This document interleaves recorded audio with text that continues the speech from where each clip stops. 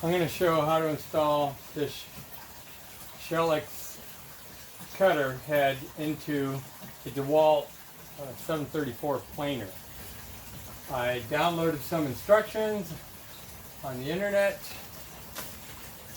on how to do it, and hope you don't mind the waterfall sounds in the background. I like that better than techno music. So, let us begin. They give you all kinds of lovely stuff. It comes with a Torx bit, and you get, it's like 5 spare carbide cutter heads. And you get instructions on how to put the new carbide heads in. Yeah, it's all about putting a new carbide insert in. The main thing is you need these instructions. If I found them not on the Shelix site, found them somewhere else on how to do it, but hopefully this video will give you enough information. Alrighty then, start by taking off the cover screws.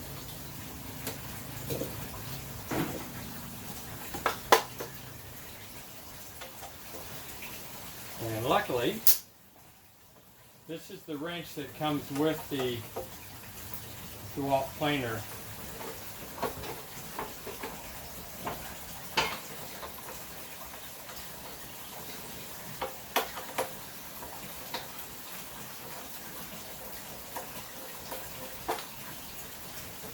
It doesn't say anything in the instruction about removing this handle, but obviously that has to happen. While I have this all apart, I'm also going to lubricate all these pieces with a special lubricant. I'll show that too. Now I need to remove the chip breaker.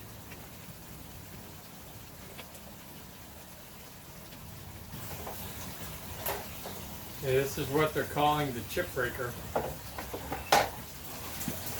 Okay, be very careful once you expose those knives. So now they want us to take the blades off of here. There's a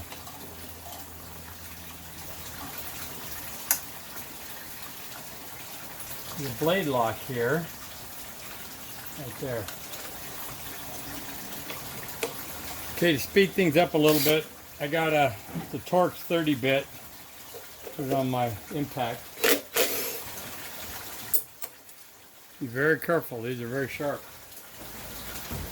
Now we have to remove the rotate lock. The rotate lock is over here. So we have to remove this screw and this screw. Those are regular Phillips.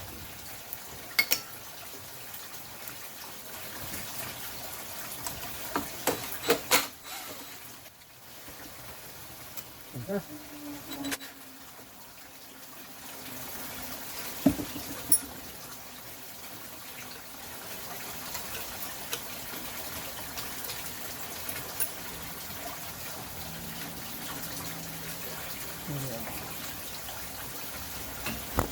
Okay, now we have to remove this off the base. So we crank it all the way up and then just lift off the assembly.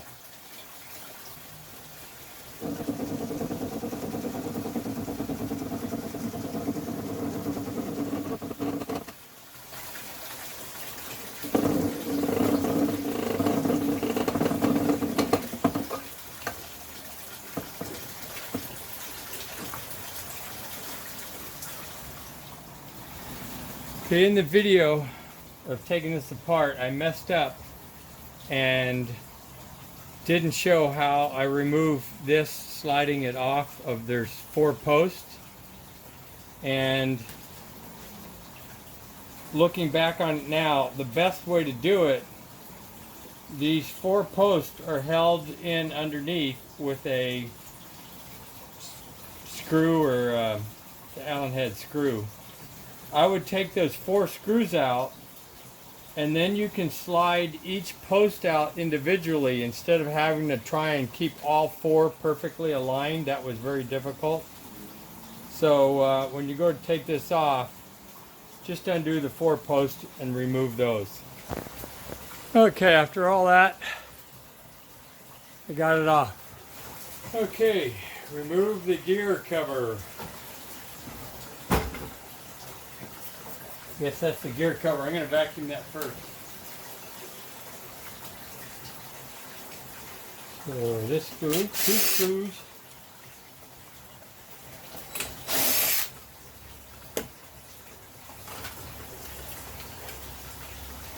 Now, so I don't lose these screws, I'm going to put them right back in.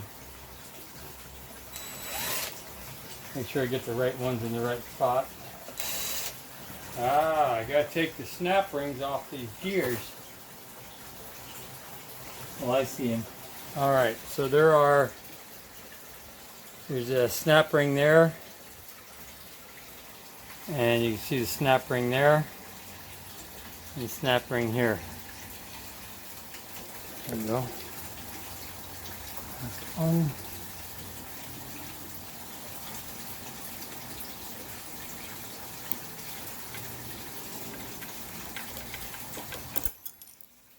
Oh, almost dropped it. I got them. Okay, now I'm supposed to just slide these off.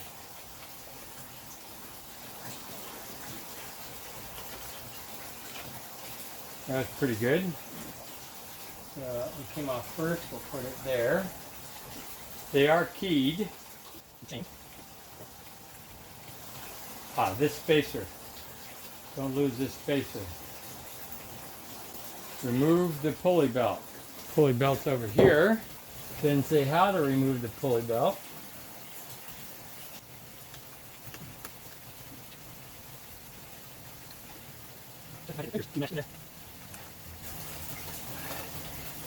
There we go. So it's ribbed, so it's a little tricky to get off of there. So now we have to pull that off. That was loose. Oh my God. That wasn't good.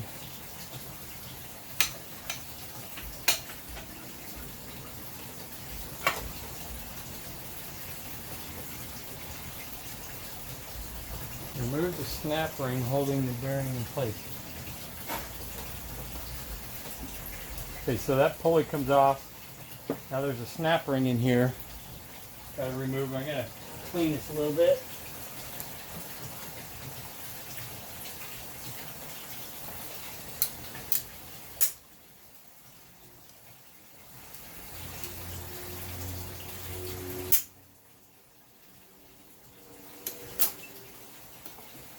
Got it. Now it says I need to tap the head out of here. So it goes.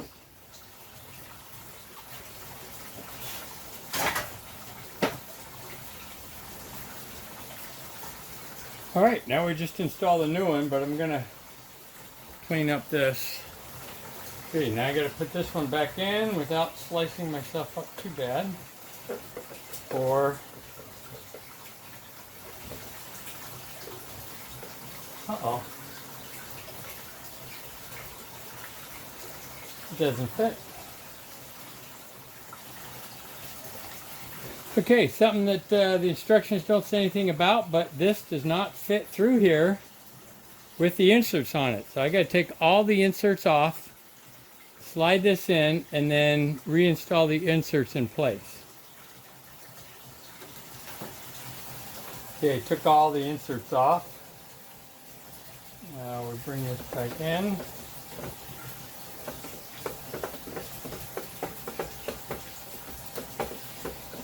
There's 4 rows of inserts, by the way. Not inserts.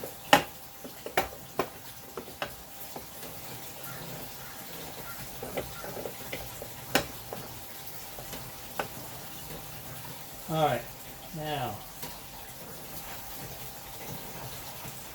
now we got a little issue here. This bearing needs to be tapped in or something, but the other bearing's not there on the other end yet. So this bearing needs to come up higher for this one to tap in. So gotta get a little scrap of wood or something.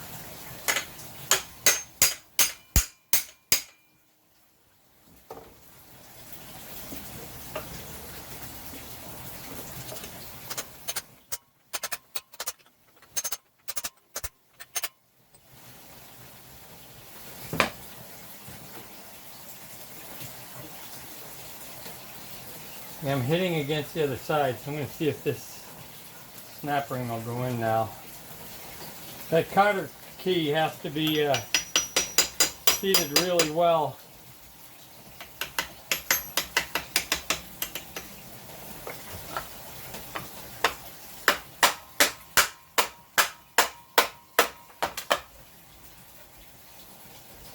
Okay, now this nut would go on. So it takes a 15/16 socket for this nut on the end.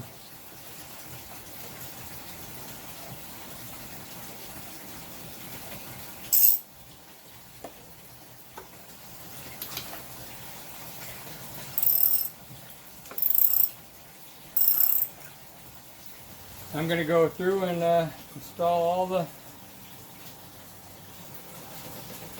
inserts back on. I'm going to clean this up, vacuum it one more time. One thing they want you to do is hold the insert away from the back. Let me see if I can. So that as you tighten the screw, okay, here we go. See how the insert moves into position? Okay, now the instructions say you have to torque these to 45 inch-pounds. So I have my torque wrench here. Now I have to do 40 of them.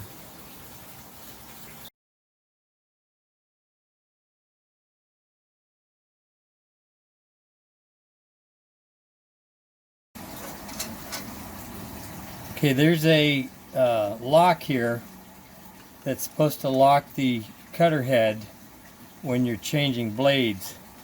But with this new one, you can see this last cutter does not allow the lock to slide in there anymore. So the spring in the lock, oops, can't be reused anymore.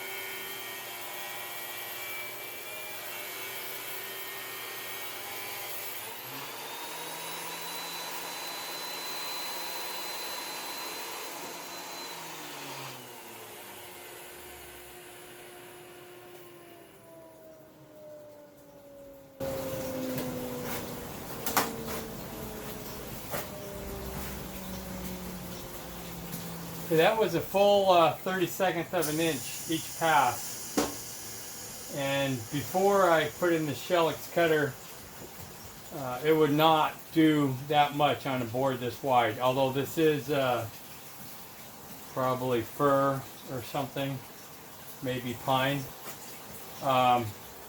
There's no snipe, which surprised me, because even though it kind of went in and stuck a little bit before it started going, it's still snipe free, and the finish is really nice. There's no extra tear out around these knots or anything, so that cutter worked pretty good. I'm happy with it so far. We'll see how long it lasts before I need to change a cutting tooth on it.